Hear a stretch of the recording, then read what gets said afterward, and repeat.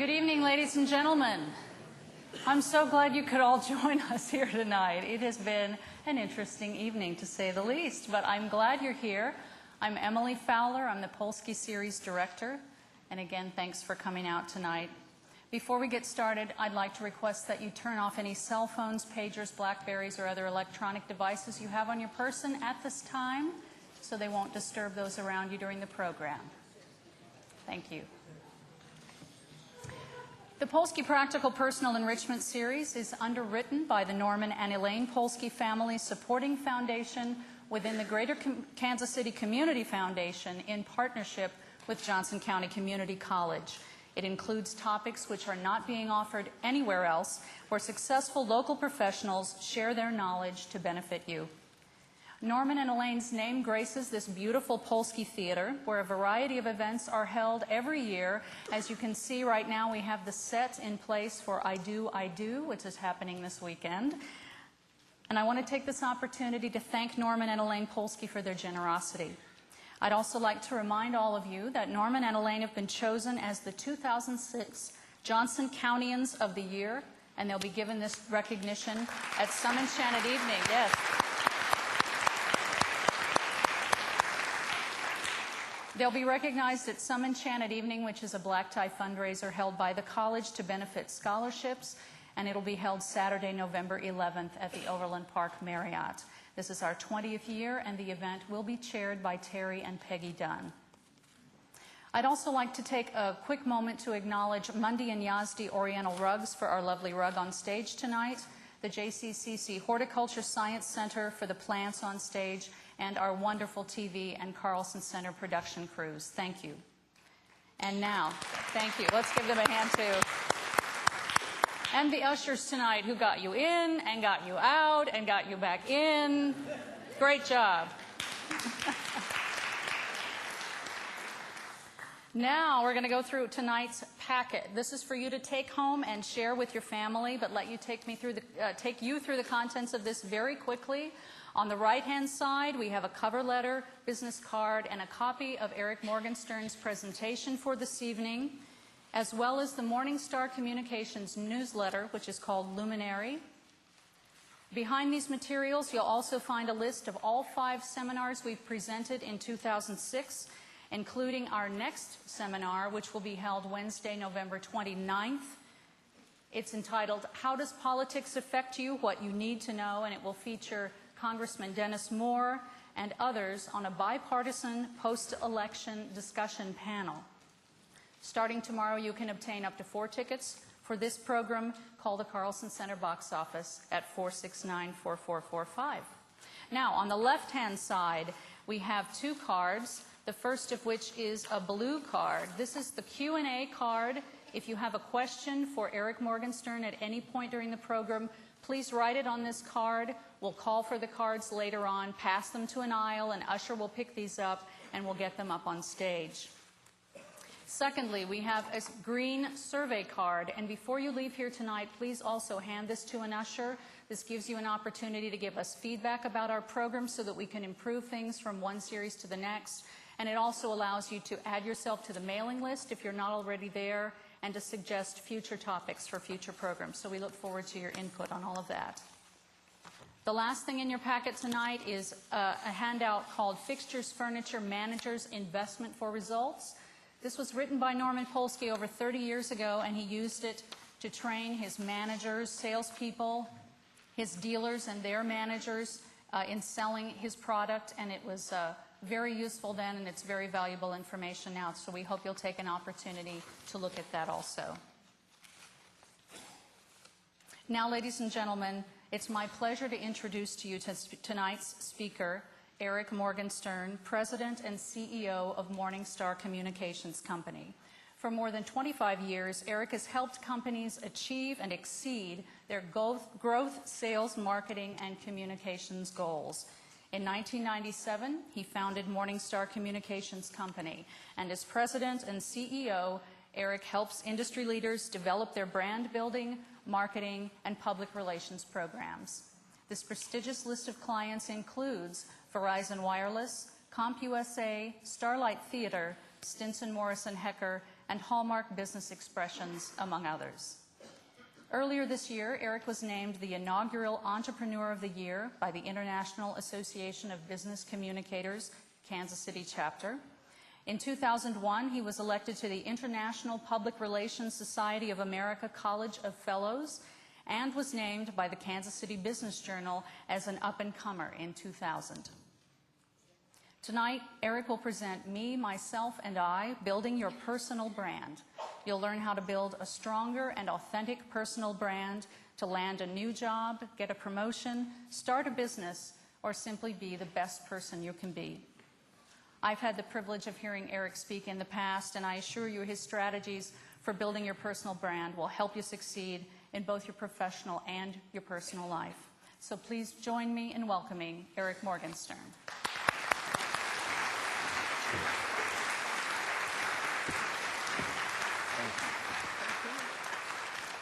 Thanks, everyone. I can't tell you how much fun this is to have a chance to speak to the community and family and friends and clients and people I've not seen in way too many years. And I applaud all of you for being here tonight. Let me start by asking for a show of hands.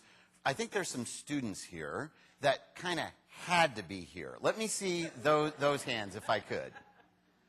Okay. Kudos to you. Sitting in the back, I'm going to be talking to you because you had to be here. The rest of you chose to be here, and I am truly appreciative of that.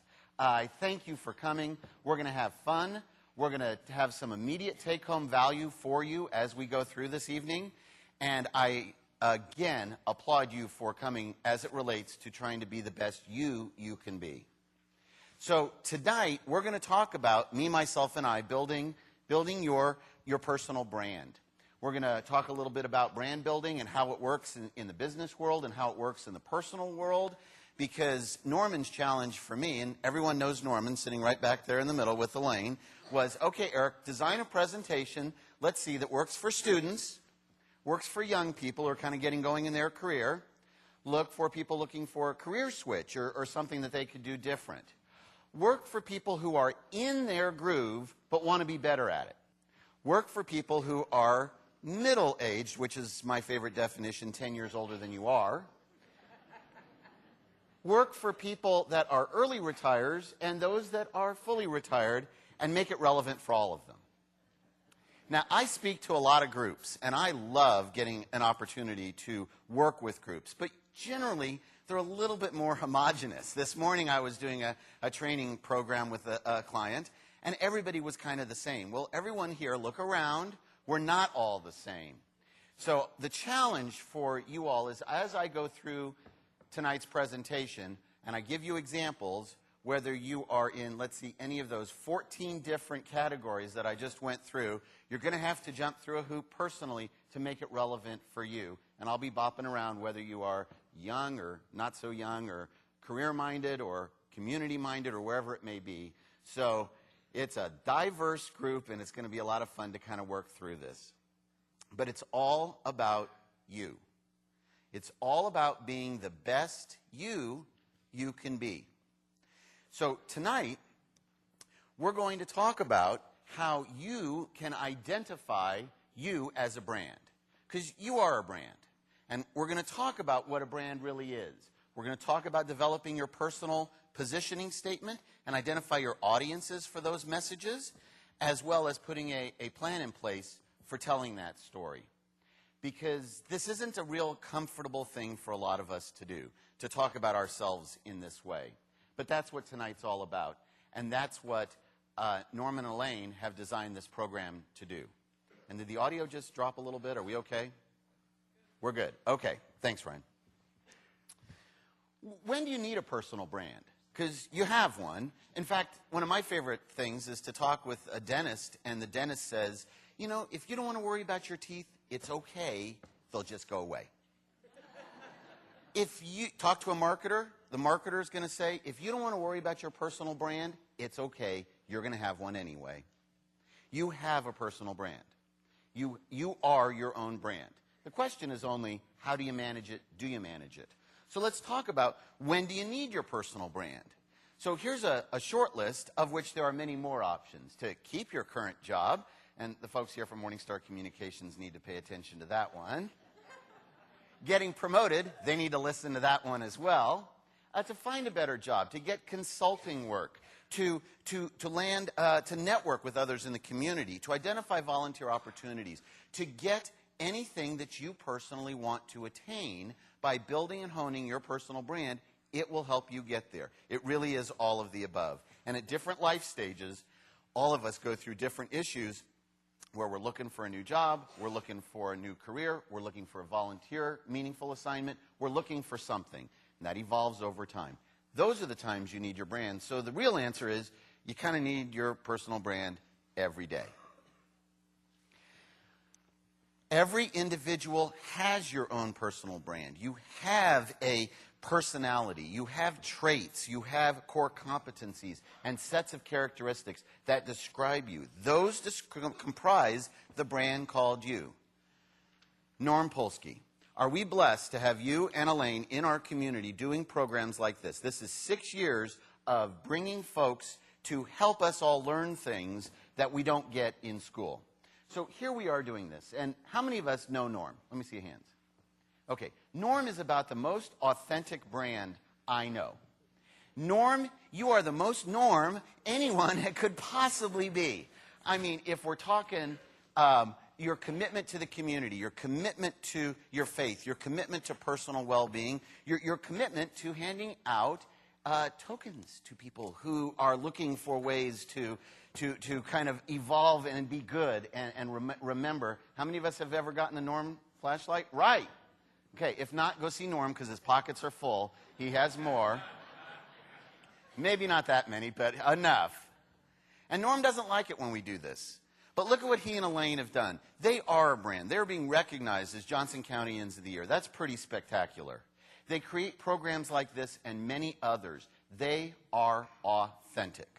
Like them, love them. They drive you crazy. You think they're the best thing in the world. They are their own brand. They are authentic. They are consistent. And that's what being a personal brand is all about. They comprise the brand called you. So let's talk for a moment about what is a brand, because that's a term in our industry that gets bandied about all the time. What is a brand? If you go to Borders and look at the marketing section, you're going to find scads of books all about brand building and definitions and all those things. Here's a few that we proffer for you, particularly as it relates to you. It's the overall perception of you. What do people think of when they think of you? That's one way to define your brand. The internalized sum of all the impressions received by your target audiences, all of the things that they do to see you, to feel you, to get a sense of you, everything that gets internalized, what gets embedded in them, and a distinctive position in the minds of those who matter most to you. Let me give you another simple definition of brand.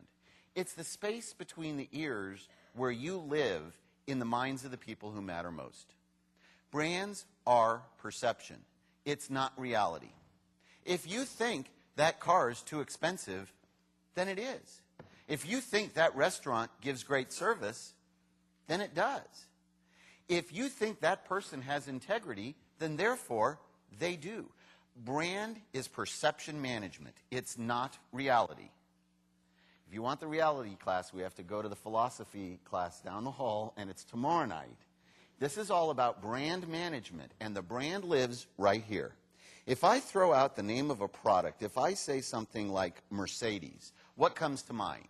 And I got to say, I was told not to try to involve the audience this way, that we should do this by questions and answers, but I'm going off schedule. Goodness gracious, they threw us out of the building for a false alarm. I can see if you can answer a question. So if I say Mercedes, what comes to mind? Car, what qualities or set of characteristics? Elegant, luxury. If I say McDonald's, what immediately comes to mind?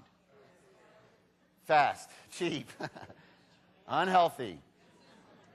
If I say Johnson County Community College, what comes to mind? Expensive, education, academic, learning. What else? Construction, quality. Folks, here's my point. Every one of you answered all of those questions correctly, because the perception is what you believe it is. It's not reality. It's perception. Your brand is the perception of what people think of you, not necessarily what, in fact, you are. Now, it's a lot stronger if you're authentic, because the facade falls pretty quick. You pretty much, if you're trying to live a fake brand, if you're trying to be something you're not, people will see through that. But the brand lives right here between your ears. That's where brands live. They don't live on paper. They don't live in products. Your brand lives in the minds of the people that matter most to you. When they think of you, what do they think? That's what your brand is. That's the starting point. Why should I build my brand? Why should I do this? Why should I worry about this as opposed to let the dentists win? If you don't worry about it, let it go away. Let the marketers say, I'll just have my own brand. I'll just let it manage myself. I don't have to worry about it. I'll just do what I do, kind of mind my own business, not worry about it, and then all of a sudden I have my brand. Why should I worry about it? Well, I think it's important because you mold your first impression. You know that old mantra, you don't get a second chance to make a first impression, or your first impression is hard to walk away from. Let me tell you, you guys already found and created your first impression of me. Except for my family and loved ones and the people who I pay or those who pay us. A lot of you don't know me from Adam, and you've already decided. Oh, goodness gracious, I should have gone to the alley dance troupe. You know, that would have been a better use of time. Or, I think I'm going to learn something tonight. I'm glad I came. You have already made that decision, but because we're nice Midwesterners, I don't see anybody getting up and leave. Please don't. You get a chance to mold your first impression. That's the first reason you want to manage your own brand, is you get a chance to be you the way you want to come across right away, as opposed to, wait a minute, that's not the right feeling for Fred. Fred really has energy. Well, he sure seemed lethargic when I... Well, no. Fred's very energetic. It's hard to dig out from that. And your target audience immediately gets it. If you are authentic, if you are what they understand what you are. Be that authentic brand. Tell that story. That famous philosopher Hillel wrote, if I am not for myself, who will be for me? If I am not for others, what am I? And if not now, when? Folks, I want to be clear, this is not all self-centered, selfish, me, it's all about me. That's not what I'm talking about here. If you and your authentic brand is me, I'm going to give, oh, I forgot to, no, give me some more. You know, if that's all you are, that's not going to live very well in any community, in any world. You have to be for others as well. But if you don't manage your own brand, who will? And if you don't take an active interest in it now, when will you? So I think there's a balance here between recognizing I need to manage my own brand, and I need to give back, and I need to do it now.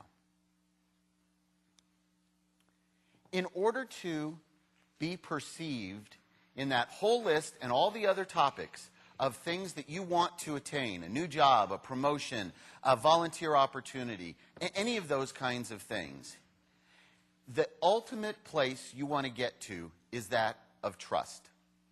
In fact, let's do the negative test for a minute.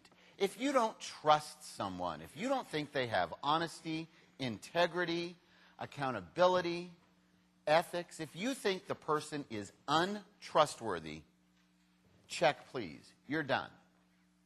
There is no way any of us can achieve with interactions with other people if they think you are untrustworthy. In order to build trust, that doesn't happen overnight. Hi, I'm Fred. Hi, I'm Sally. Trust me. No, doesn't quite work that way. You have to evolve to that point. So to get to a position of you trust me, that I am a valued, trusted human that you regard with my brand, it all starts with awareness. You've got to know the person in order to even put them into the consideration set.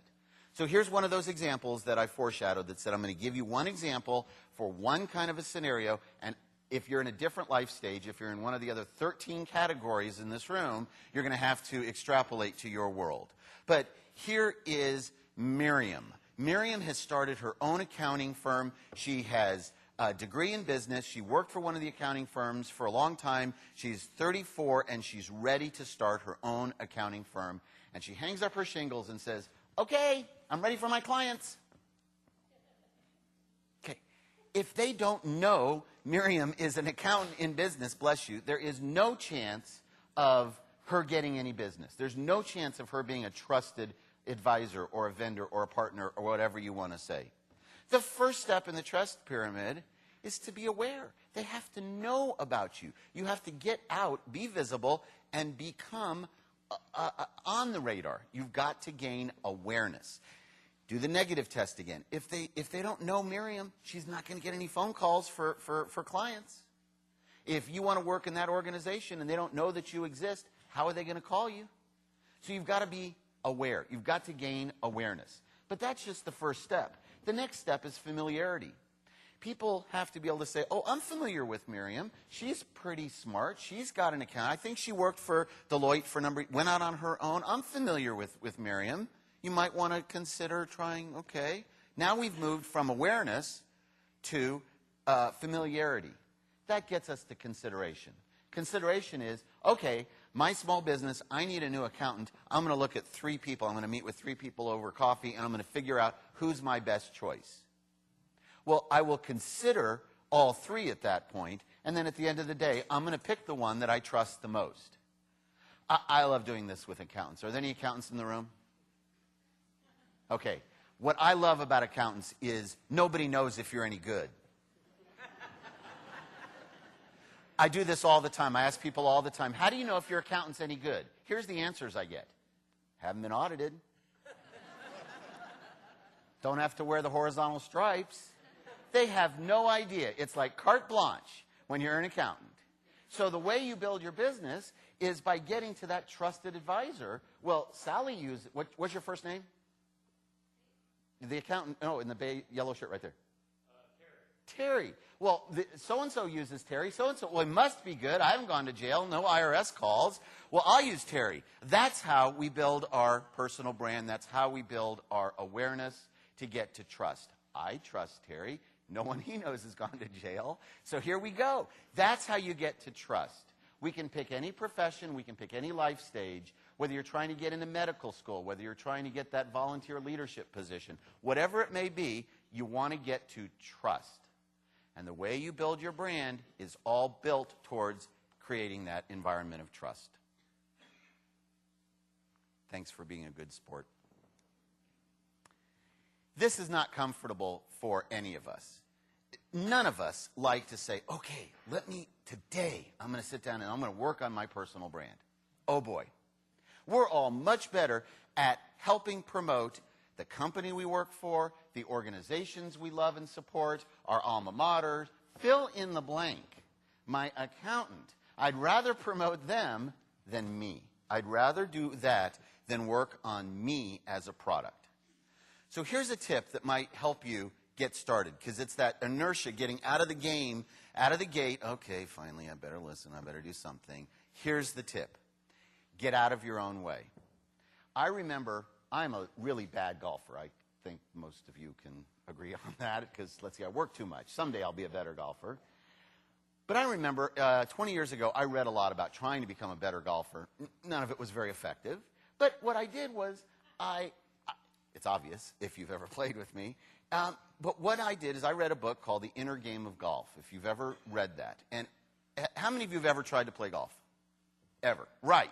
You stand up there, and there's about 1,016 things running through your mind. The grip, the shoulders, the weight, the pivot, the shift. There's too many things for our feeble brains to keep track. And so the tip that I got out of that book was the concept of get out of your own way. You just, after you've gone through, all of the lessons and all that stuff, you get ready to hit, just stop. Kind of stop worrying about it and let the muscles just go through and do the motion. Try not to focus on it so much. When it comes to personal brand building, think of yourself, get out of your own way. Kind of put yourself aside, look at yourself as the product, do an out-of-body experience. Yes, the metaphysical class is Thursday. We'll come back for that. And look at yourself and say, what do I have to work with here? what have I got, okay? And we've all got a lot to work with. And we've all got things we all need to work on. But you step away, you look at yourself and say, what do I need to do to build an integrated strategy to make me the best brand possible? And it's easier if we kind of remove ourselves and look at ourselves from a remote distance. Because it's very uncomfortable to do that look in the mirror. That's just, none of us like that one. So, you need to get to awareness. You need to, if your goal is to get promoted or get involved in that volunteer or start your business or get more clients or whatever it may be, this is the place to start. Set yourself aside and look at yourself. Yeah, I know, it's not always a pretty picture, but it is what we have to work with. That's the starting point. What I want to show you now is what that plan may look like visually. This is called integrated marketing communications. It's kind of the buzz in our industry. It's been around 10 or 15 years. It is the concept that says all the ways you tell your story need to glue together. So if you're buying a car and you go online and look, or you read Car and Driver, or you read their collateral, or whatever it may be, it all hangs together. Everything fits and harmonizes together. That's the principle of integrated marketing communications, so that all the pieces work together. So let's take that principle and apply it to you. It's all about you. The lady in the purple blouse. What is your name? Roberta. They finally got the memo. It's all about you. The world, it's all about Roberta. Roberta, we're going to put you in the middle of the world. It's kind of a Jerry Seinfeld moment. It's all about you. And we're going to surround you with everyone that matters to you. And since I don't know you, I've guessed on who these categories are, but I think all of us can relate to who are the people or the categories of folks that would matter most to you. And here, Roberta, your current employer, if you're working, and your peers in your own world, whatever your peers may be defined as, and your community. And we all have a number of communities where we live, our industry, our relationships, all of those things. Our friends and family, of which in this crowd I have quite a few, these are people that matter most to you. The influentials, the people who may not be in a position to hire you or contract work or send you accounting business, but can influence others, because if they say nice things about you, it can be a good thing for you. And we have that, my favorite category of people, which is you never know. You just never know. Kansas City is way too small of a town. Let's see, I've had 5 people come up to me tonight and say hi that I've not seen in more than 25 years, and I live 5 minutes from here. It's too small of a world. You never know. One quick small world story. It's 1982. I'm flying on a business trip to Dallas, and I'm striking up a conversation with this lady sitting next to me. Hey, what do you do? Oh, I'm an old school teacher. I kind of quit that as I'm frustrated. Oh, why did you quit? Well, because there's no good shows for my toddlers to watch, so I got together with a friend, and we created this. It was Barney's mom. Okay, I'm sitting there talking with Barney.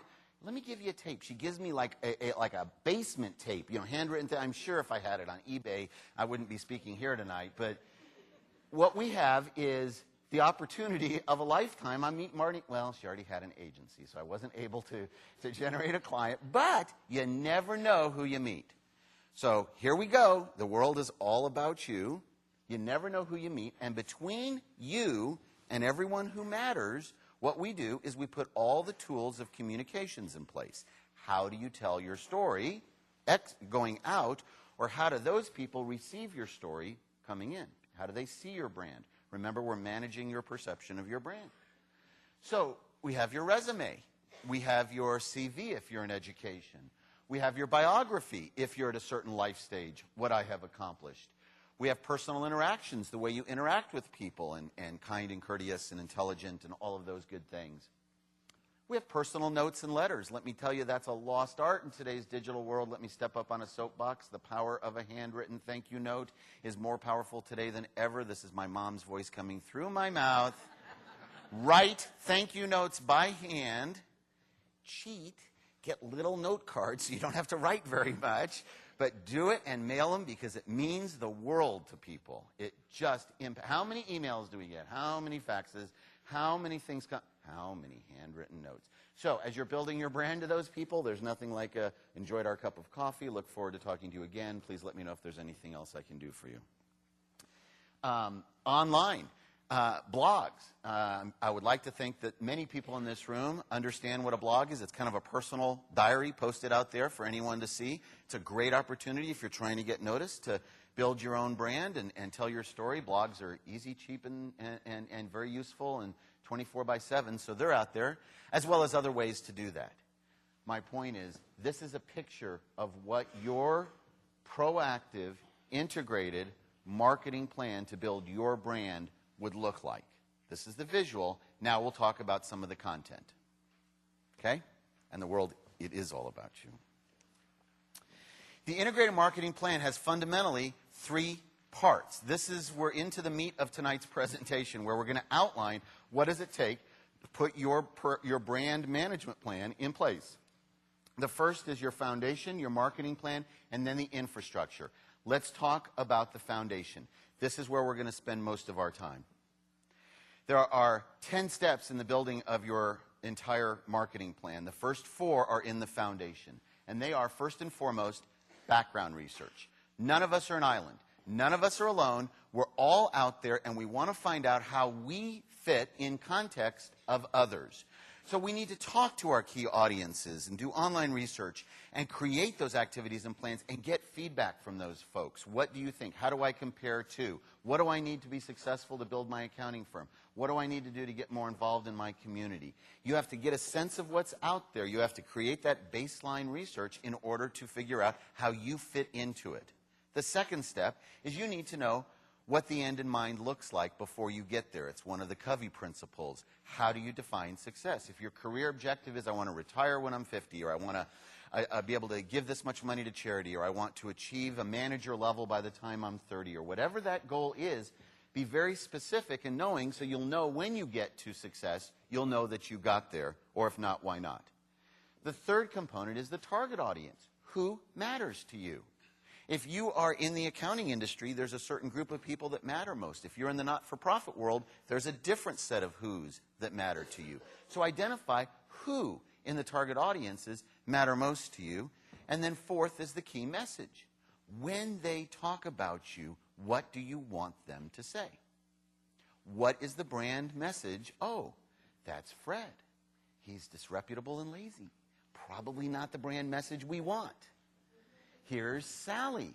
She has high energy and creativity and accountability. Those might be the 3 messages that they want. I know for me, integrity and enthusiasm are the 2 things that I most want to. This is opening the kimono. These are the 2 things that I want most people to think of when they think of me. Of all of the bizarre traits that you could come up with, including bad golfer, I want integrity and enthusiasm. That's the proverbial epitaph line that you want when you're no longer here. That's the message that I want my brand to be, if I could boil it down. We did this already with McDonald's. We did this with Mercedes. If we do this with you, what are the 2 or 3 words we want people to say? This is hard. No one said this was easy. Do the out-of-body experience, look at yourself from a step removed, and say, what is it I want people to say about me? What is that key message? This is frequently the hardest thing. Mark Twain, if I had more time, I'd have written a shorter letter. If you had more time, you could give a list of 30 attributes you want people to think of with your personal brand, but you don't have them. You get a couple, 3. That's it. People won't pay that much attention beyond that. So what are those key message points you want those people to say about you? So in the foundation category, we're drilling down into the research phase because it's really important that you get an honest assessment of you. So here's some of the tips and tricks to get at starting point. How do you stand to the people that matter most? What is it that they think of when they think of you? Well, research your current contacts, your proposals, and your prospects and your friends. They'll be honest, especially if you tell them. Grab a cup of coffee. Tell me what you really think. What 3 traits would you describe about me? What are the things I need to work on to do better? What do you not like about me? Find a way to talk to those people and get that accurate, honest, brutal, cold water in the face, get that assessment. Explore online resources. Goodness gracious. In the last 10 years, it has just mushroomed. You can find out anything. You can find out comparatives. You can find out what's happening all over. Learn how to go online. Learn how to do research. It's there that can help you assess how you compare. Ask the experts and influentials. There are people who will help you. If it's HR people, if it's internal, clients and respected friends. Get a mentor. Mentors are people who don't have the answers for you, but will help you ask the right questions. Mentors can be incredibly good mirrors and sounding boards for all of us as we go through life and look at someone to say, okay, what's working, what's not working, and get that honest, candid assessment. We're still in the research component here. You got to know kind of where you start in order to move to a place. Review all of your current collateral. If someone says, tell me everything about you and show me everything you've done. Kind of a scary thought for a lot of us. So, do you have a current work samples and portfolio and resume or curriculum vitae and references? Do you have that already? So if someone says, oh, you want to get involved in my board? Well, who can I talk to about you? It should not be, give me 3 weeks and I'll get back to you. That should be all kind of pre-set up. Harvey McKay says, dig your well before you're thirsty. Have those relationships, have those people knowing your brand before you go shopping for what you want to achieve. So the research stage is essential as it relates to finding out your starting point so that you can migrate from wherever your reality starting point is to a new place. Here comes a quick aside. I am asked frequently for career advice. I am frequently asked with our team and with others that I work with, how do I get to where I want to be? What's next? It's the proverbial, what's next for me? I've done this for so long, and what's next? And over the years, I have developed this, and hopefully this will be a reflective moment for all of you. So play this out personally on what it is that you want to achieve on the part of your life that is the professional side. So, for those of us that are not working and have no desire to aspire to work again, you need to relate to this in a different way. But this portion of today's presentation is really designed for those of us that are working and want to achieve even greater success on our professional side. You work because you have to work. Work is a 4-letter word. I love my job. I have a blast with what I do. But I still have to work. I didn't get the lottery. I still have to work. I work because I want to work, but I work because I have to work. If the lottery paid off, I'd still be involved, but it wouldn't be probably the same day job, and I think that's true for most of us. Except for those silly people who win the $40 million and then say, I'm still going to come to the factory on Monday. It's like, I don't get that one. I think in another week or so they wake up and go, I don't need to do this. I could be on a boat. So I would grab Shawnee and we'd go on a boat somewhere. We're out of here. Sue, would you run Morningstar at that point for us? Okay. So you have to work. But I think because, thank God we live in America, we get certain expectations as workers. We have the opportunity and a realistic expectation to say, I'm working and I expect 3 kinds of rewards: professional, personal, and financial. So here's how it goes. I'm working hard and I want to enjoy my job. It's personal. I want a personal level of satisfaction. I enjoy my coworkers. My work is meaningful. It's fun. My chair doesn't have a spring poking me in the ribs. I don't worry about walking to my car at night. My clients don't yell at me. I enjoy what I do.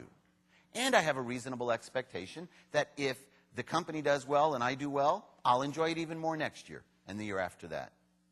On the professional side, I'm challenged. I enjoy what I do. I get to learn. I get to stretch my skills. I get to grow. I get to evolve. That's important to me. And I have a reasonable expectation that as I grow and the company grows, I'll get a chance to grow and do even more. And financially, none of us make as much as we should. Let's start there. Okay, we all agree on that one. But we're paid for what we're paid.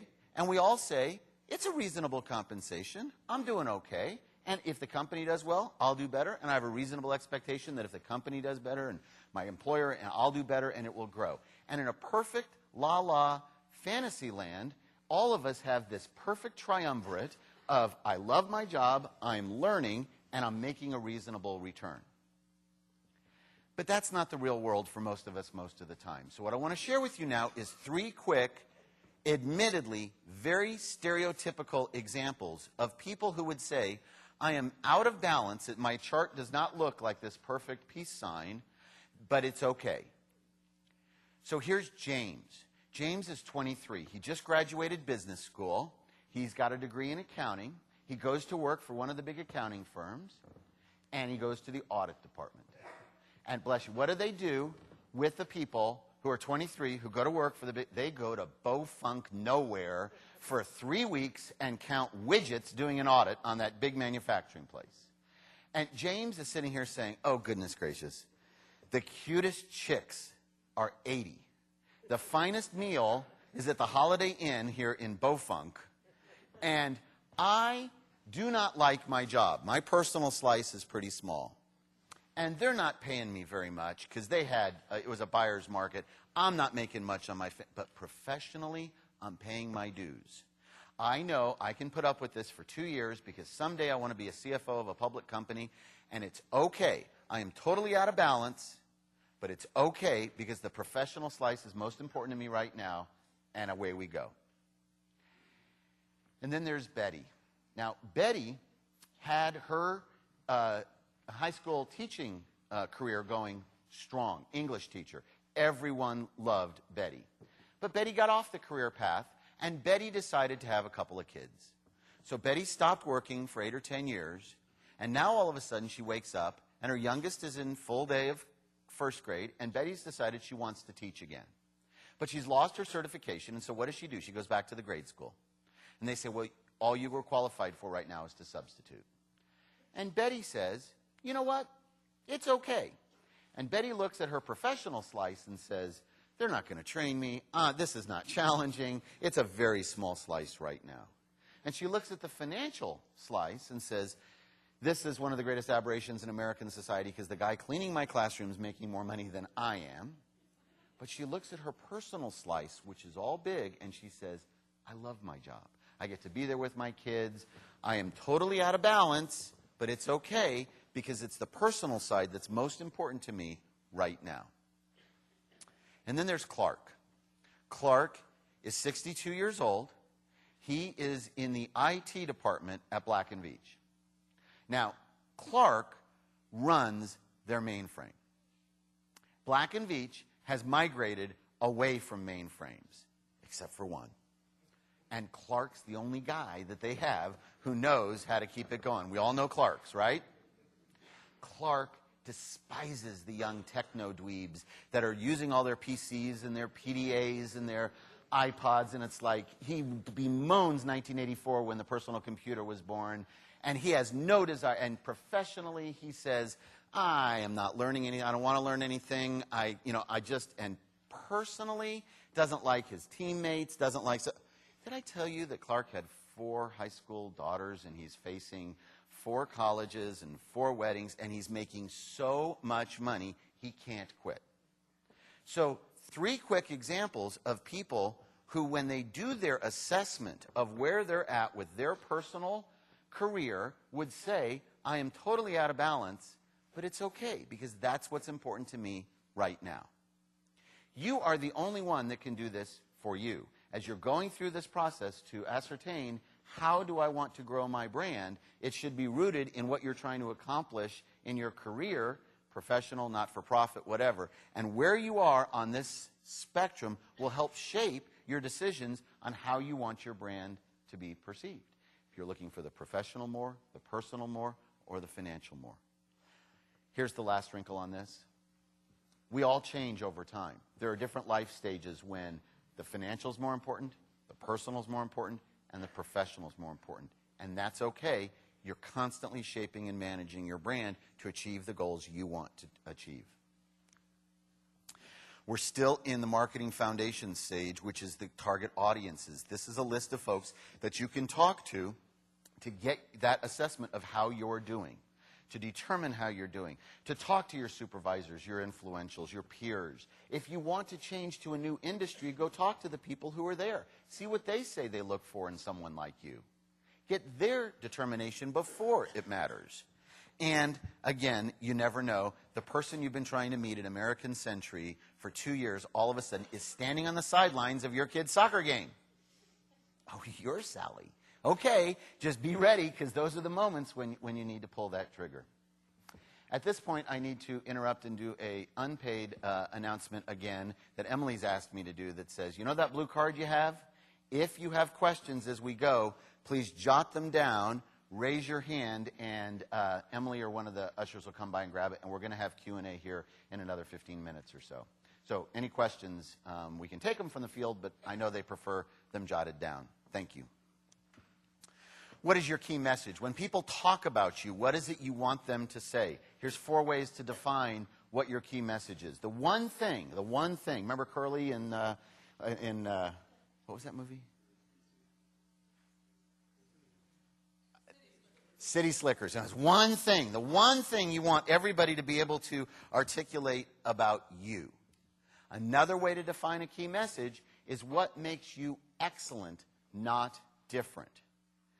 In your packet, you have a copy of our newsletter. It's Luminary. It's at the back on the right side. This sounds like a plug. It's free. It's our newsletter. If you want it, you can jump online and grab them. We have, 6 or 8 archived. If you'd like us to send it to you, you can sign up online, tell us if you want a digital or a print one, or just give us your name and number and we'll get it to you. Or just come grab it if you don't want to give us your name. It's totally your choice. We share our philosophies and whatever smarts we have on marketing and communications. And the current issue that you have in front of you defines the premise of think excellence, not difference. That's a different topic. We're not doing that today. But that's a way to define your key message, is what makes you excellent, not what makes you different than the other guy or the other gal. Print it on a T-shirt. Read it from 20 feet. I've got old, tired eyes. If I had my key message and I had it printed right here, you don't get little 8-point type. You've got to get it down to a pretty short soundbite. And my favorite is your elevator speech. How many of us learned we should be able to tell what we do in an elevator speech? We've all kind of heard that. And how long did we hear that you should get that down to? I remember 30 seconds. I remember being told that no one is going to listen for 30 seconds.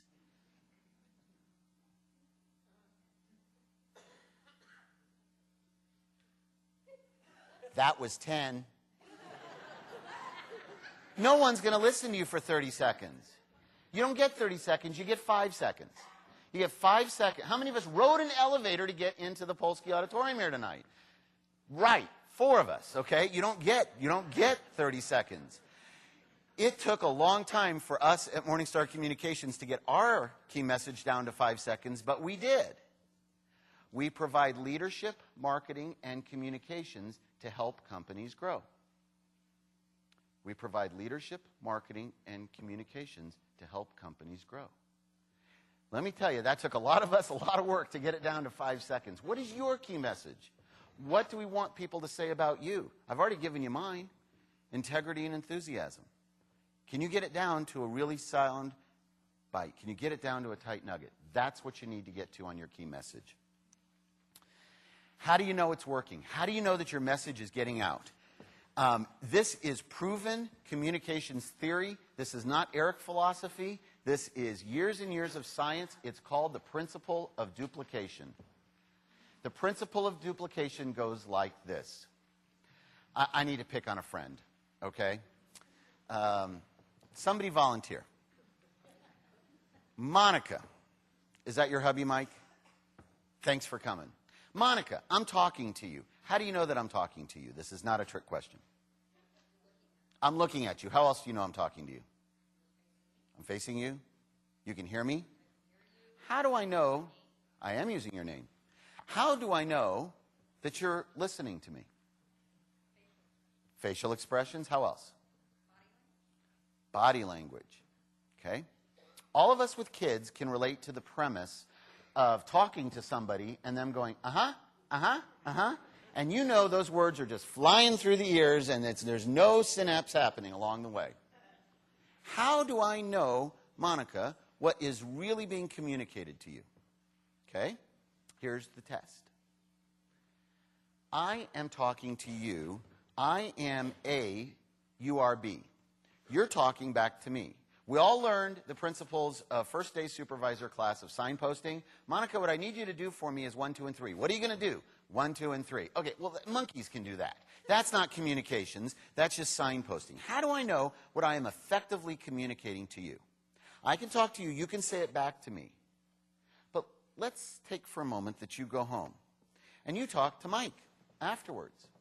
And you go, well, hey, honey, how was the presentation? Oh, it was good. Well, what did you learn? What you say to the next person is all that I effectively communicated to you. Your brand lives not in what you say to the next person, but what they say to the next person. It's the principle of duplication. Can you package up your story, hand it off to B, so that B can take the message and hand it off to C? And the way you find out if your personal brand message is getting out there is not to ask B, but to go ask C. So, Mike, I'm calling you tomorrow. I want to know what she says. That's the principle of duplication. That's how you test, is your message getting across? We're now ready for the second part. It's the marketing plan. Remember, we're promoting and marketing ourselves as a product, as a brand, as an entity. We need to have pretty specific marketing and communications goals in relatively quantitative terms. I want to meet 12 people. I want 3 new clients. I want to get a job. I want to be president of a not-for-profit. What is the goal? You've got to write it down. You've got to know what your goal is so you know when you get there. Be very specific. To get there, there's 2 kinds of strategies. There's naturally occurring, and there's those we create. Naturally occurring is if it's someone's birthday and you send them a card. Naturally occurring is to take advantage of things that are happening and cultivate that. Those we create would be an opportunity like this. Norm and Elaine create this program. You are here to learn about this. You're getting exposed to our story, and away we go. This is a created opportunity versus a naturally occurring. When you tell your stories, that's how you look. What's naturally out there, it's so-and-so's birthday, it's an opportunity to tell that story, or you create them. And then all the tactics and activities. Remember the wheel, all the pieces, all the things you can control, all the ways you tell your story. It's all the proactive activities and communication tools. The last part is the program infrastructure. The last 3 parts is the diligence, is the blocking and tackling and the bricks and mortar to put your personal brand building program in place. And the first step is capability identification. That's a big old phrase for, here's the stuff you can do, here's the stuff you need help. My stick figures don't look like people. I can't draw. Okay, way too much chuckling from my team. I can't draw. I don't begin to draw. I don't do art direction. I don't do design. If I was going to design something that was going to talk about me, I promise it wouldn't be designed by me. My favorite example of that is the boys had a birthday party. They were like 6 and 3. It was a slip and slide party in the backyard. And I go to Hy-Vee, and I said, I want the cake to look like our backyard. And I took out a pen, and I said, here's where the slip and slide's going to be. Here's the tree. Here's the pet. I pick up the cake. It's my drawing. I'm thinking they're going to put some swoops and some icing and a little... What do you say? This is exactly what I ordered. How do you get upset? Okay? I know my limitations. I don't draw. Okay? What are your limitations? Where do you need help? Where do you need to get other resources to build your brand who can help you get your story out there to the people that matter most? Again, it's a very individual decision, but none of us is an island. We're all in here to try to learn as we go.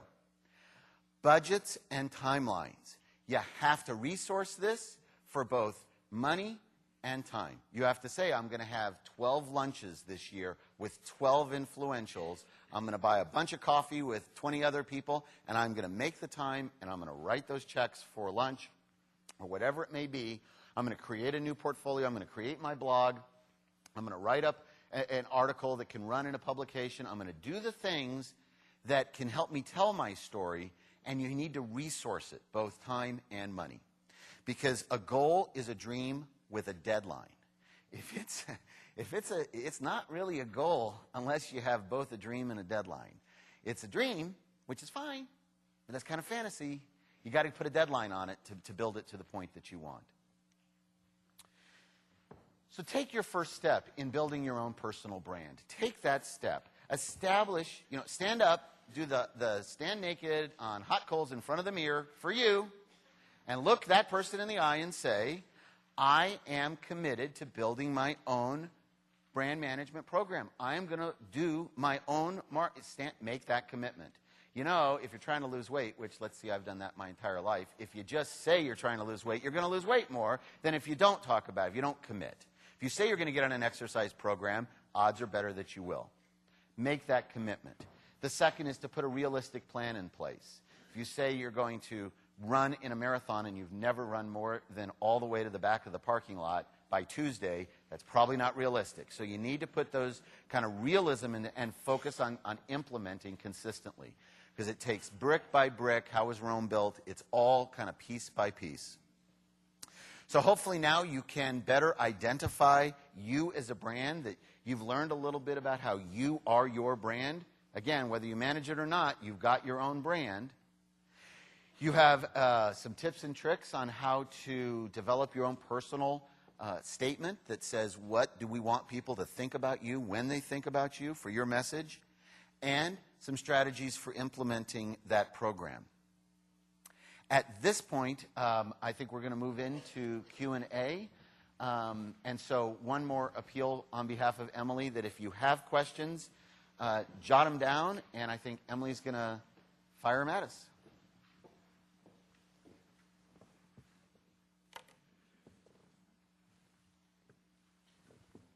We're going to start with the few that we have now, and as you think of something, or if you want to turn one in, just raise your hand, and our ushers will come around and pick up questions, okay?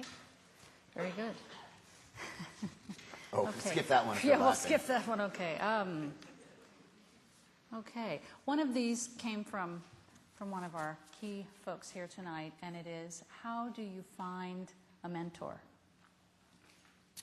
Well, there's a lot of ways to find a mentor. And Emily, I think I'm actually going to look at them as I go through this. There's a lot of ways to find a mentor. Let's start with what makes a great mentor. What makes a great mentor is somebody that you respect, somebody that you admire, someone who has achieved a level of accomplishment, however you define accomplishment, that you aspire to. So the first criteria would be somebody who actually has gotten to where you want to be. The second is, do they have the skills necessary to help you get there? To be able to coach and counsel, and do they have the time? And are they willing to do that? But the third, and I think the third most important thing in finding a mentor, is, do you click chemistry-wise? Do you have that relationship where it just feels great right out of the gate? And when you have that special mentor relationship, and I've had many mentors in my career over the years, the thing that I've learned from Barnett Hellsberg and the Hellsberg Entrepreneurial Mentoring Program, when Barnett tells the story, he created this mentoring program about 12 years ago, been a blessed participant of that and learned a lot and met a lot of great folks. And when Barnett tells the story, much more engaging than I will now not do, he says that he started this program because Mr. K, Ewing Kaufman, served as a mentor for Barnett.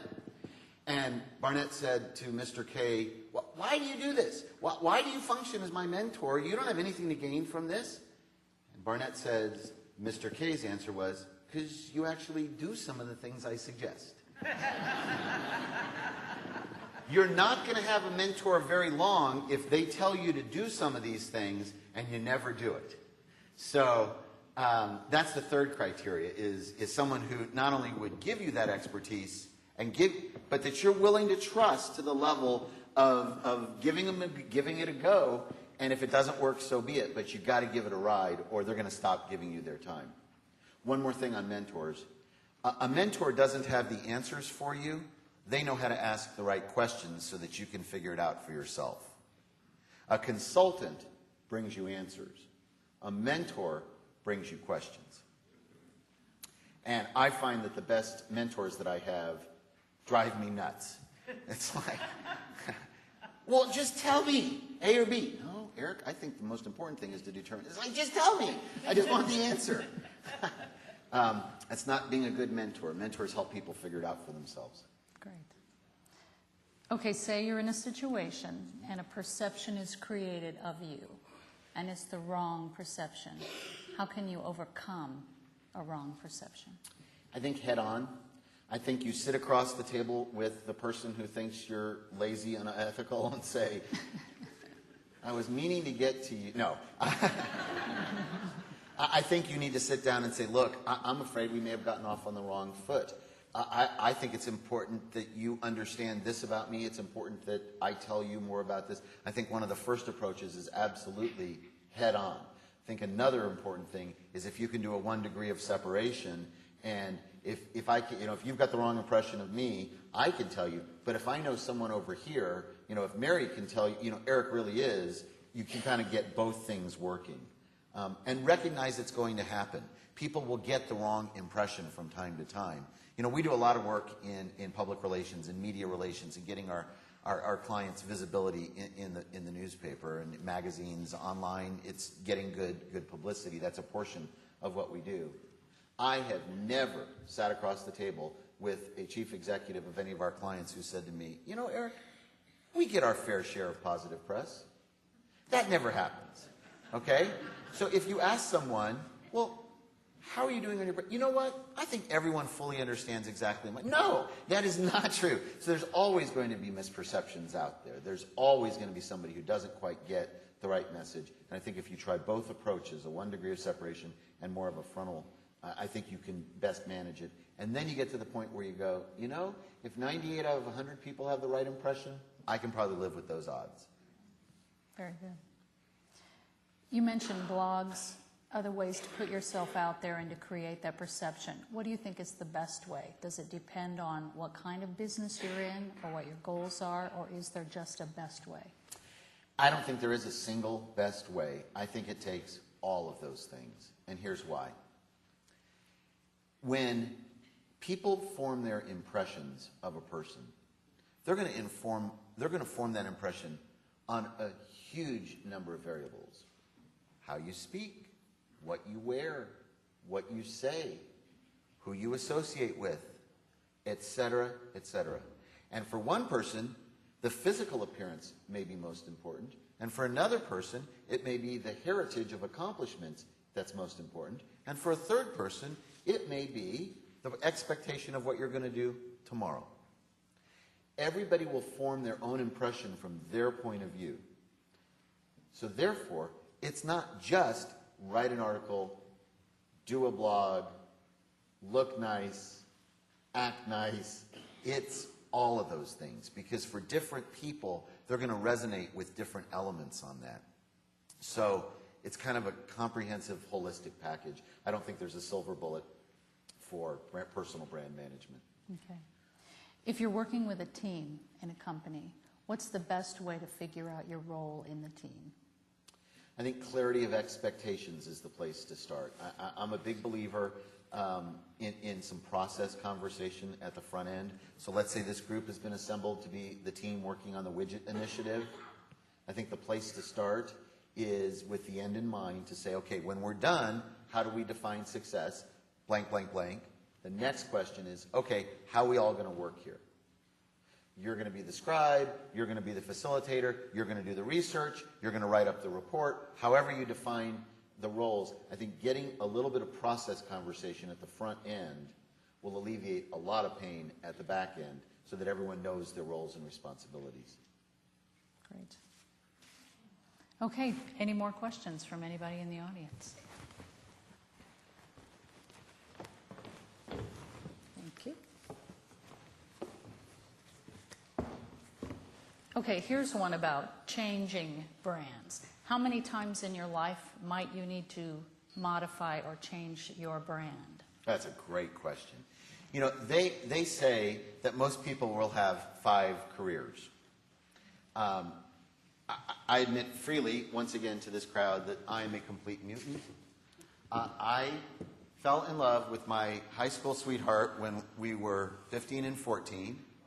We've been together ever since, 26 years marriage, 9 years business partners. Shawnee runs Morningstar. I went to KU to get a journalism degree. I did it. and I've worked in my career ever since. Okay, that's like 2 off-the-chart astronomical odds. I am a complete mutant. So most people have not had the fortune of being one thing this entire time, and you do need to change your brand. You do need to evolve where you're at. And I've had people that were in our agency and then all of a sudden wanted to become a school teacher or wanted to become something entirely different. And when you go through that career assessment that we talked about, what matters most, personal, professional, financial, where are you at, what's important to you, and if you're out of sync, if you're out of kilter, then you just have to go through this entire process again and take what you've gotten to that point and say, okay, going forward, I want to become a teacher. Well, I better go talk to the education people. I need to move, migrate that way. I don't think there is a number on the number of times. I think the point is that every time you want to change, you need to go through this process, because otherwise it's going to be, you're not a teacher. What makes you a teacher? You have to kind of redefine yourself as you go. Okay. This one is a little bit related. How can you set short, mid, and long-term goals to help you to get to that new brand or to that new identity? Do you need to have tasks in each stage? I have a friend who talked about the bifocal strategy of life, which is way too familiar for some of us. Keep your eye on the horizon, but watch every step. I think that's an excellent way to find a blend as one is building one's brand, building one's career, charting one's life. Kind of keep an eye on the horizon. This is where we want to go. But I better look at each step or I'm going to stumble and skin my knee along the way otherwise. So I think you do need to have some very definitive, quantifiable goals that are both long-term and short-term to make sure that you know where you're headed. We're driving to Chicago, but I got to hit St. Louis along the way. So keeping both in mind concurrently is the key. I forget who it was, but a very famous person, smart person said, the mark of true intelligence is somebody who can focus on 2 conflicting thoughts concurrently. I think I blew that quote a little bit, but I think you all know what I'm talking about. How can you keep your eye on the horizon and watch the steps along the way? Okay. What if you've tried to further your career, you've created a brand, you think you've defined yourself in a certain way, and you one day wake up and find that the people you work for don't like that? How do you change that? When you say don't like that, you mean? Maybe they don't like your philosophy, the way that you were conducting yourself. If any of it, thank God we live in America, okay? And this is the best country in the world. We should never take that for granted. If you find yourself in a situation and you wake up from 12 years of slumber, you go, oh goodness gracious, personal, professional, financial, I don't like it. They don't like me. I'm not learning, and I'm not making. Leave. It's America. I feel so sorry for people who say I feel trapped. None of us are trapped. We can go. Okay, how many of you have a contract to stay in Kansas City? Right. Move to Florida. Well, maybe not. Move somewhere. How many of us have a commitment to our profession with a lifetime contract? I have 1 lifetime contract. That's all I've got. It's pretty simple. If you wake up one day and you feel not authentic, if all of a sudden, change. Take yourself out of the equation. Look at what you need to do. And don't be stupid. Don't do the Johnny Paycheck song and find yourself with the kids on the street and no house. But make a migration. Change to where you want to be. Life is that journey. Manage it along the way. And if you wake up one day and you're not where you want to be, move to where you want to be. Great. This one is, if your brand turns out to represent a truly unique product, how do you find a niche for that? Ooh, that's a great question. I guess my answer is there really isn't much of a truly unique product in today's world, except for Norm. There are very few things that don't have competition. There are very few people that don't have other people like them. You know, I look at Morningstar Communications, our agency. Are we the best agency in Kansas City? Are we the biggest? No. There are a lot of great... Well, no. Sorry. There are a lot of great agencies in Kansas City with great people in them. Who's to say we're the best? There's a lot of great choices out there. So if you find yourself in a situation where something is truly unique and there's no market for it, that I would find, call me. I don't know that that's ever happened. I've never come across something that is truly one of a kind and that there isn't a way to kind of parlay that into something. I just haven't found that. I'd like to help that person tell that story, in fact. Okay, there's your number right Yeah. there. We're all unique. But you know what? There's a lot of people quite like us. And so finding a space within there, and I think it's much more important to be the best you than to be different from or better than. I think comparatives are not as important as just being authentically excellent at what you do. And then the people who want what you do will find you if you're out there and you've created awareness. Well, here's a good question. How do you get the right people to read a blog? Boy. That's a good question. This is such an infancy as a communications tool. I don't know that there's a good answer on that. I think the way to get people to... Raise your hand if you know what a blog is. Okay, impressive. Okay, I think the way you drive people to a blog is through non-traditional communication tools, through printed newsletters, through articles, through speaking engagements, through things that are out there that people already... and then migrate them to a new communications tool. I think it will grow over time. I think the world will continue to evolve into a digital, wireless, this just-in-time way of communicating. And the old days of printed ahead of time will continue to diminish. It's not going to change overnight. And I think people will find it. But the answer would be to use traditional communication channels to get people to migrate over to read a blog. Okay. And to get the right people, I would say the answer is attraction marketing. If you create the right message, the people that are most interested in that message, you should be able to draw to you like a magnet as opposed to hook them like a fish and bring them in. If you do great and your blog is interesting to people who have that, they'll find you once they know about you. Okay. This question has to do with starting your own business. If you can't figure out what kind of business to start, how do you come to a decision? It sounds like if you have two areas that you are excellent in, how do you decide which of those to get into? If any of you are thinking of starting a business, what I tell everyone to do is to read Michael Gerber's book called E-Myth, E-Myth.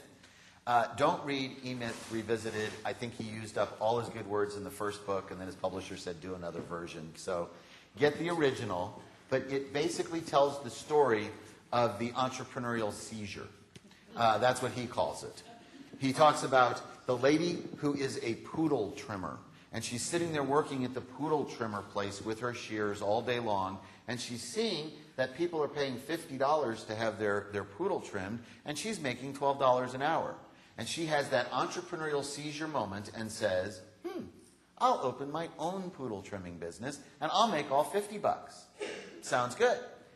What the book goes on to explain is what really goes into creating that poodle trimming business. Because right now she doesn't have to sharpen her shears, she doesn't have to pay for the lights, she doesn't have to buy the chair, doesn't have to buy the things that strap down the poodle, etc., etc. And when you get through that book, you quickly realize maybe being that entrepreneur is, I love poodle trimming, but maybe I don't want to own a poodle trimming business. And I just love that example because I've never met anybody that wanted to be a poodle trimmer. Has anyone ever met a poodle trimmer? Maybe somebody at PetSmart or something. So if you are debating between an entrepreneurial job A or an entrepreneurial opportunity B, the first question to ask is to step back and say, do I really want to be an entrepreneur? Because it takes a certain chutzpah, a certain temperament, a certain tenacity to create your own business and build it from flesh and sweat and air into something. But assuming that you do, assuming you get past that hurdle and you're debating between A or B, do as much research as you possibly can before jumping into that poodle trimming business. Go work in place A. Go work in place B. Go talk to people in place A. Go talk to people in place B. Ask for their opinion. I can tell you, before starting Morningstar, I sat down with everybody whose opinion mattered to me, who was running other agencies, and said, tell me what is stupid about this. Tell me what are the mistakes you made so that I don't make them. And people are happy to help you. Everyone is willing to ask their opinion. People will give you their opinion if you ask them. So if you're thinking of doing that kind of go talk to the people who you emulate, who are in a position in A or B. Go work in A. Go work at B. Tell them what's going on. And I think that the answer will come to you. I don't think you have to force it. I think if you get through the E-Myth and then go try A or B, it's going to be pretty obvious. One day you'll have a moment of clarity. B, that's best for me. Mm-hmm. And then if you do that, the piece of the tip I would give is, Cortez burned the ships after he got to the New World. You can't be an entrepreneur by leaving one foot on the shore and one foot in the boat. You have to go full tilt. Everyone remember that Indiana Jones movie, I forget which one it was, where he had to do the leap of faith and he had to step out into the thing and it looked like he was going into the crevice, but there was actually, that's what it's like when you make that leap. And you have to do it full tilt, completely without regard, and never look back, or the odds of success are slim. So I applaud entrepreneurism, and anybody who's interested in doing that, feel free to look for the resources. Kansas City is chock full of great resources for entrepreneurism. I'm happy to talk with you, but you can't do it part way. I think we've run through these questions unless anyone has anything else. I want to thank Eric Or Morgenstern. anything from the floor? Any other questions? Yell it out so everyone can hear. What do you think of yellow pages in today's society? Yellow pages advertising. Print, yellow pages, actual thud. Okay, how many of you have used the yellow pages in the last 30 days? Okay, I think there's still a place for paper thud for certain businesses. I think it's evolved from a marketing tool to a resource and a reference. So what we tend to counsel our clients are, unless you are a very retail, local driven, you're a dry cleaner, that you want to be in it, but you don't need to run big space ads. It's pretty much because people are looking for you as opposed to I'm shopping. Let's see, which Italian restaurant do I want to go to tonight? Most people don't use the yellow pages for that. It's what's out there that I can get a new battery for my car. So I think it still has its role. It clearly has its role on the digital side. I don't want to skip that. But even the big book, but I think it's more of a resource and a reference than a true marketing tool for most businesses. Loudly. Okay, when you said before you started your business, you talked to other people that were in that field. Did you find that when you talked to people who you were potentially going to be a competitor of, they gave you useful advice or not really so much? I think they all gave me useful advice. As I give people who are interested in starting their agency useful advice, in the spirit of building your personal brand, be authentic, be truthful, be honest. And you know what? There's nothing any of those people were probably going to say to me that would stop me from becoming their competitor. So why not be gracious and elegant and helpful? I can tell you that we have a wonderful community in the advertising, marketing, communications industry. We all know each other. Employees switch back and forth. Accounts switch back and forth. We're all there. So those relationships are very near and dear. And I think that's the do unto others principle. And they sure did it for me as I do it for others. Loudly. What would you say with a business that has a website with all their pricing on it? With all their what? Their prices. Well, Would you leave some to curiosity or? it depends on the business. And I'm sorry, I don't want to be the consultant that answers every question with a question. But Okay, until we know the business, until we know the competition, until we know how the minds of the shoppers are, it would be impossible and inappropriate for me just to give you a cavalier answer. If the people coming to the website are price shoppers and you have a good price and you don't list your price, you've shot your own foot. If the people coming to your site are there for information and they want to kind of build a relationship and then they want to talk about what you can do for them and then they want to find out how much it costs, then by putting the price up front, you're probably shooting yourself in the foot. So it depends on the mind of the potential buyer, the potential visitor, and your industry in order to give that answer. I don't think that's a black-white. I think sometimes you have to have prices. If you're a salon and you're selling permanents and it's pretty much, and you're 55, I didn't do that right, did I? You're selling a permanent. You're selling a permanent wave. Thank you, Steve. The man's had them. I know. Then if people are coming and you're shopping and you're $50 and the one down the street is $75 and costs it, then I'd say list your price. So it depends. Mr. Wave? What do you think the public is more interested in? Price or the quality? What do I think the public is more interested in, the price or the quality? Let's do this. When you're making a purchase decision, let me see the hands if price is the highest variable. Let me see the hands if quality is the highest variable. Okay? I think it depends on what the purchase is. Okay? But I think for the most part, most people will pay for quality and are not necessarily the low price shoppers for most things. Yes, ma'am. Thank you. You've done a wonderful job tonight. We certainly appreciate it. You said that, let's say, by doing a good job, the person B is going to tell C, and C is going to be able to say what they've learned. What is it that you'd like us to go home with? What is it that you'd like us to tell party C?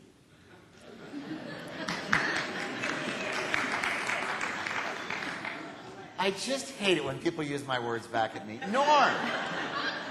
What do you want people to take home from today? I am. I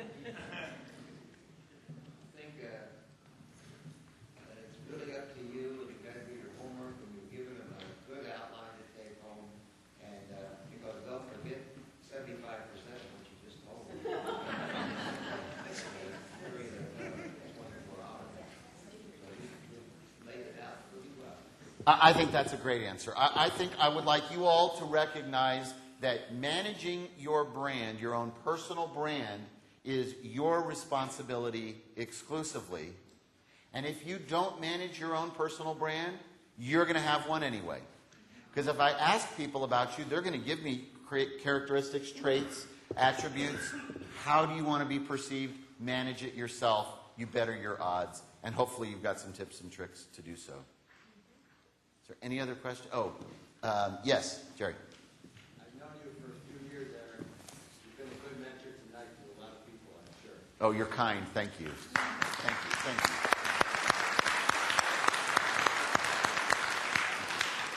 Yes, ma'am? You talked about how you need to evaluate your strengths and your weaknesses. How do you handle looking in the mirror and looking at your weaknesses? Because I tend to subscribe to your greatest strengths are also your greatest weaknesses. I often have difficulty doing that because I haven't grasped how to handle the fact that I have these weaknesses and looking at them in a congruent manner. I think if you're asking how do you deal with the cold, stark reality of recognizing the weaknesses that all of us have, find ways to compensate. I'll tell you one of my great weaknesses that I've learned the hard way is I'm a lousy interviewer for people that want to come work at Morningstar Communications. I'm just too nice. So I've hired a lot of mean people.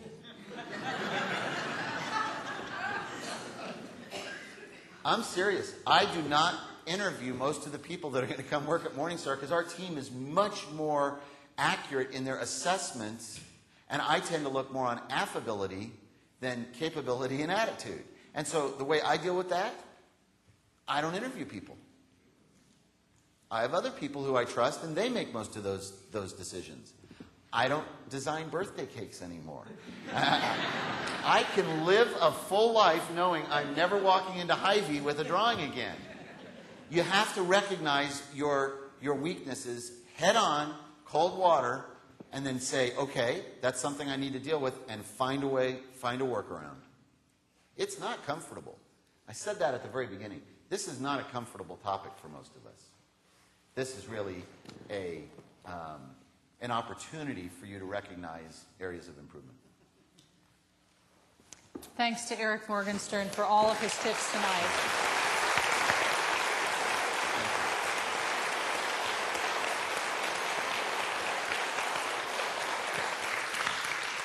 And before you go, you know me, I always have to tell you a couple more things before you go. And I really enjoyed being in both places. I feel like Katie Couric. I feel like I got promoted. Anyway, green cards. Please don't leave without filling out that survey card and hand it to an usher on your way out. If you'd like a copy of this presentation on DVD, there's a sign-up sheet on the table in the lobby. We'd be happy to mail you one. It'll take us about a week to get all the copies made. If you'd like one for yourself, for someone who couldn't attend tonight, we'll be happy to do that for you. This is also being taped for broadcast on JCCC TV. That's Time Warner, Channel 17, Comcast, Channel 22. It'll be broadcast starting the 10th of September, and then I believe on the 13th, 14th, 15th at different times. So you can also contact us to find out more about that information.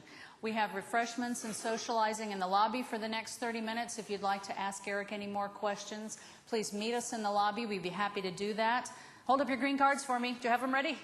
Okay, 100%, 100%. Thank you for coming tonight. We've enjoyed having you. Good night.